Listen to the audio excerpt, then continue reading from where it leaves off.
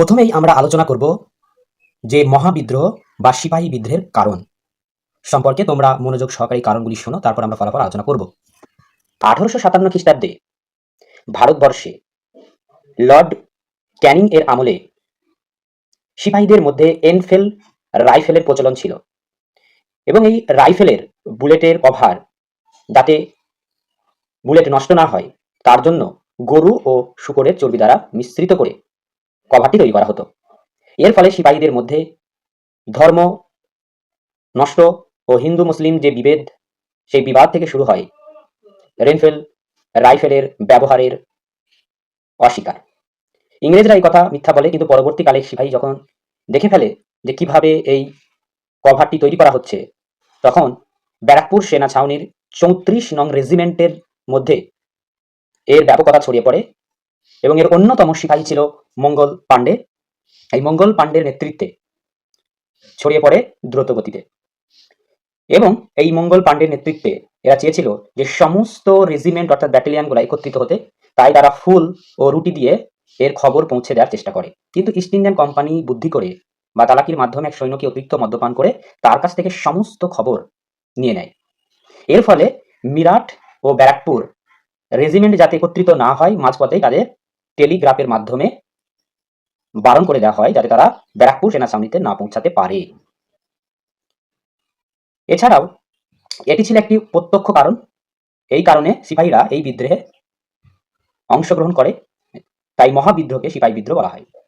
এছাড়া পরবর্তীকালে দেখা যায় যে লর্ড ডালহৌসি সপ্তবিলোপ নীতি, অর্থাৎ রাজা অপুত্র অবস্থায় মারা গেলে সেই রাজ্যটি সরাসরি ইস্ট ইন্ডিয়ান কোম্পানির অধীনে চলে যাবে, সেই রাজ্যের রাজা কোনো দত্তক পুত্র নিতে পারবে না। এছাড়াও লর্ড ওয়েলেসলির অধীনতামূলক মিত্রতা নীতি চালু করেছিল। এইভাবে সপ্তবিলোপ নীতির মাধ্যমে সাতারা ও ঝাঁসি ইস্ট ইন্ডিয়ান কোম্পানির দখলে চলে যায়। অন্যদিকে হায়দ্রাবাদ, অযোধ্যা, সুরাট প্রভৃতি অঞ্চল ইস্ট ইন্ডিয়ান কোম্পানির দখলে চলে যায় অধীনতামূলক মিত্রতা নীতির কারণে। এই জন্য একটা রাগের সৃষ্টি হয়। তারপর আমাদের কি মহাবিদ্রোহের যে কারণ, সেটি হলো কানপুরের নানা সাহেব তার পেনশন অর্থাৎ ভাতা বন্ধ করে দেওয়া হয়। এছাড়াও মুঘল বাদশাহ দ্বিতীয় বাহাদুর শাহর উপাধি কেড়ে নেওয়া হয়। এছাড়া বিহারের কুনওয়ার সিং তার ভাতা বন্ধ করে দেওয়া হয়। ঝাঁসির রানী লক্ষ্মীবাই ঝাঁসির রাজ্য চলে যাওয়ার কারণে, সপ্তবিলোপ নীতির কারণে চলে যায়, তাই এই যুদ্ধে সে নামে। এছাড়া লখনের বেগম হজরত মহল অর্থাৎ তার বুড়ো অর্থাৎ স্বামীকে গ্রেপ্তার করার কারণে তিনি এই যুদ্ধে নামে। এটা সাহিত্যিক পীর আলীর দোকান ভেঙে দেওয়ার কারণে এই যুদ্ধে নেমেছিল। এলাহাবাদের লিয়াকত আলী এই বিদ্রোহে যোগ দেয়। এর কারণে মহাবিদ্রোহ ছড়িয়ে পড়েছিল বিভিন্ন জায়গায়। আমরা প্রথম কারণ দেখলাম, 2 নম্বর কারণ দেখলাম, 3 নম্বর। এরপর আমরা চতুর্থ কারণ দেখি যে ভারতীয় সিপাহীর বেতন কম দেওয়া হতো একই পদে থাকার সত্ত্বেও। এছাড়াও ভারতীয় সিপাহীদের পদোন্নতির ব্যবস্থা ছিল না। এছাড়া আমাদের দেখি চিরস্থায়ী বন্দোবস্ত চালক, মহলওয়ারি, রায়তওয়ারি ও বিভিন্ন রকম কর ইংরেজরা সাধারণ মানুষ বা কৃষকদের উপর চাপিয়ে দেওয়ার কারণে কৃষকরা ক্ষুব্ধ হয়ে এই আন্দোলনে ঝাঁপিয়ে পড়ে। তাই আমরা দেখলাম এই সমস্ত কারণে মহাবিদ্রোহ কি হয়েছিল, সূচনা হয়েছিল। এবার আমরা দেখব মহাবিদ্রোহের বিস্তার সম্পর্কে। 1857 খ্রিস্টাব্দে 29শে মার্চ ব্যারাকপুর সেনা ছাউনির অন্যতম সিপাহী মঙ্গল পাণ্ডের নেতৃত্বে এই বিদ্রোহ ছড়িয়ে পড়েছিল। পরবর্তীকালে 1857 খ্রিস্টাব্দে 10ই মে মিরাট সেনাবাহিনীর মধ্যে এই আন্দোলন ছড়িয়ে পড়ে এবং মিরাট সেনাবাহিনী মুঘল সম্রাট দ্বিতীয় বাহাদুর শাহকে হিন্দুস্তানের সম্রাট ঘোষণা করে দিয়ে মহাবিদ্রোহ শুরু করে।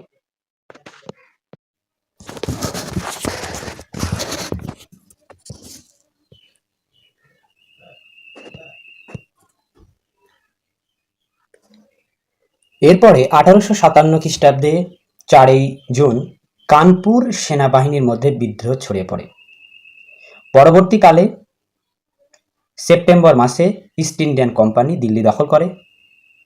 গোয়ালিয়রের তাতিয়া টপু কিন্তু ঝাঁসি রানী লক্ষ্মীবাইকে সাহায্য করেছিল, সেও পরাজিত হয়। ও মথুরার দেবী সিং ও কদম সিং এর নেতৃত্বে সহযোগিতা করলেও তারাও পরাজিত হয়। কিন্তু এই বিদ্রোহে অন্যদিকে দেখলে ইংরেজরা খুব মার খায়। এমন মার ভারতীয়রা মারে ইস্ট ইন্ডিয়ান কোম্পানির কর্মচারীদের যে তারা শেষমেশ হাত পা ধরে এবং বলতে চাই যে আমাদের মেরে ফেলো। এতটা খারাপ পরিস্থিতি ইস্ট ইন্ডিয়ান কোম্পানিদেরও করেছিল। কিন্তু পরবর্তীকালে মহাবিদ্রোহ কিন্তু ব্যর্থ হয়েছিল। এর ব্যর্থতার পিছনে বেশ কিছু কারণ রয়েছে, সেগুলির মধ্যে উল্লেখযোগ্য হল, নাম্বার 1, এই বিদ্রোহে উত্তর পশ্চিম ভারত ও দক্ষিণ ভারত যোগ দেয়নি বা যুক্ত ছিল না। নেপালের গোর্খা সৈন্যরা এই বিদ্রোহ দমন করতে ইস্ট ইন্ডিয়ান কোম্পানিকে সাহায্য করেছিল। নাম্বার 3, এই বিদ্রোহের যোগ্য নেতার অভাব ছিল। নাম্বার 4, লর্ড ক্যানিং এর কঠোর দমন ও পীড়ন নীতির কারণে এই বিদ্রোহ থেমে গেছিল। নাম্বার 5, মূল পরিকল্পনার অভাব ছিল, অর্থাৎ কোনো নেতার এই রকম লক্ষ্য ছিল না যে আমরা ইস্ট ইন্ডিয়ান কোম্পানি তথা ইংরেজদের কাছ থেকে স্বাধীনতার জন্য যুদ্ধ করছি। আঞ্চলিক দলাদলির কারণে বা নিজ স্বার্থের জন্য এই যুদ্ধে নেমেছিল বিভিন্ন আঞ্চলিক নেতারা, তাই এই বিদ্রোহ ব্যর্থ হয়েছিল। নাম্বার 6, দিল্লির সিন্ধিয়া পরিবাররা এই বিদ্রোহ দমন করতে ইস্ট ইন্ডিয়ান কোম্পানিকে সাহায্য করেছিল। এমনকি তারা দিল্লিতে থাকা বিশাল বড় গোলন্দাজ যে ঘাঁটি বা কারখানা ছিল ইস্ট ইন্ডিয়ান কোম্পানি, সেটা যাতে ভারতীয় সৈন্যরা ব্যবহার না করতে পারে তার জন্য সেটাতে আগুন লাগিয়ে দিয়েছিল সিন্ধিয়া পরিবার।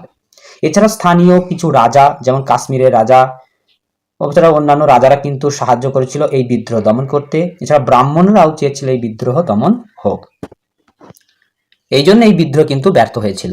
এই বিদ্রোহের ফলাফল দেখি তাহলে দেখতে পাবো, এই বিদ্রোহের ফলে ইংল্যান্ডের মহারানী ভিক্টোরিয়া 1858 খ্রিস্টাব্দে ভারতবর্ষে আসে এবং এই ঘটনার অনুশোচনা করে 1858 খ্রিস্টাব্দে 1 নভেম্বর তিনি একটি নতুন নিয়ম চালু করে, যা রানী ভিক্টোরিয়া শাসন নীতি বা মহারানী ঘোষণাপত্র নামে পরিচিত। তিনি ভারত শাসন আইন দ্বারা একটি নতুন পরিকল্পনা বা নতুন একটা নীতি গ্রহণ করে। প্রথমত কি বলেছিল? প্রথমত বলা হয় এই ঘোষণাপত্রে যে ইস্ট ইন্ডিয়া কোম্পানির শাসন আজ থেকে বন্ধ, সরাসরি ইংল্যান্ড থেকে শাসন হবে। নাম্বার 2, এই আইন দ্বারা বলা হয়েছিল ভারতের গভর্নর জেনারেল আজ থেকে ভারতের ভাইসরয় অর্থাৎ রাজপ্রতিনিধি হিসাবে নিযুক্ত হবে এবং ভারতের প্রথম ভাইসরয় ছিল লর্ড ক্যানিং। খুব ইম্পর্টেন্ট একটা শর্ট কোশ্চেন। নাম্বার 4, সপ্তবিলোপ নীতি বাতিল করা হয়, অর্থাৎ কোনো রাজ্যের রাজা যদি অপুত্র থাকে তাহলে সে দত্তক পুত্র নিতে পারবে। নাম্বার 5 কি বলা হয়েছিল যে ইস্ট ইন্ডিয়ান কোম্পানি এবার থেকে ধর্মীয় ও সামাজিক ব্যাপারে হস্তক্ষেপ করবে না। নাম্বার 6 বলেছিল ইংরেজরা তারা নতুন করে আর সাম্রাজ্য বিস্তার করবে না। কিন্তু এটা ছিল একটি নিছক ঘোষণা মাত্র, এর কোনোটাই পূরণ করা হয়নি। বলা হয়েছিল তেও যে যোগ্যতার ভিত্তিতে চাকরি দেওয়া হবে, কিন্তু দেখা যায় কিছুদিন পর আবার উচ্চ পদে ইংরেজ শ্বেতাঙ্গ সৈন্যদেরই নিয়োগ করা হতে থাকে। এছাড়াও ধীরে ধীরে সেই একই নিয়ম পরিবর্তিত হতে থাকে ভারতবর্ষে। সেনাবাহিনীতে বেশি বেশি করে শ্বেতাঙ্গদের নিয়োগ করতে থাকে ইংরেজরা, কারণ ভুলটা বুঝতে পারে যে এরকম করলে হবে না, এবং ইংরেজরা নিজেদেরও পরিবর্তন করতে শুরু করে। বাহিনীতে ব্রিটিশ সরকার সম্পূর্ণরূপে নিজ হস্তের ওপর নিয়ে চলে আসে এবং দ্বিতীয় বাহাদুর শাহকে কি করে রেঙ্গুনে নির্বাসিত করে। এছাড়াও মোগল সাম্রাজ্যের সম্পূর্ণরূপে পতন ঘটে। ব্রিটিশরা আর সাম্রাজ্য বিস্তার করবে না বলে প্রতিশ্রুতি দেয় এবং ভারতীয় লোকরা ভিক্টোরিয়া আগমনকে স্মৃতির উদ্দেশ্যে তারা কলকাতায় ভিক্টোরিয়া মেমোরিয়াল হল বানায় এবং তাকে ভারত সাম্রাজ্য উপাধি দেয়। এই ঘোষণাটি আমরা দেখলাম যে এটা সম্পূর্ণ একটি ছল মাত্র, এর কোনো কিছুই পূরণ করা বিনায়ক দামোদর সভাকর এই বিদ্রোহকে প্রথম স্বাধীনতা সংগ্রাম বলেছেন।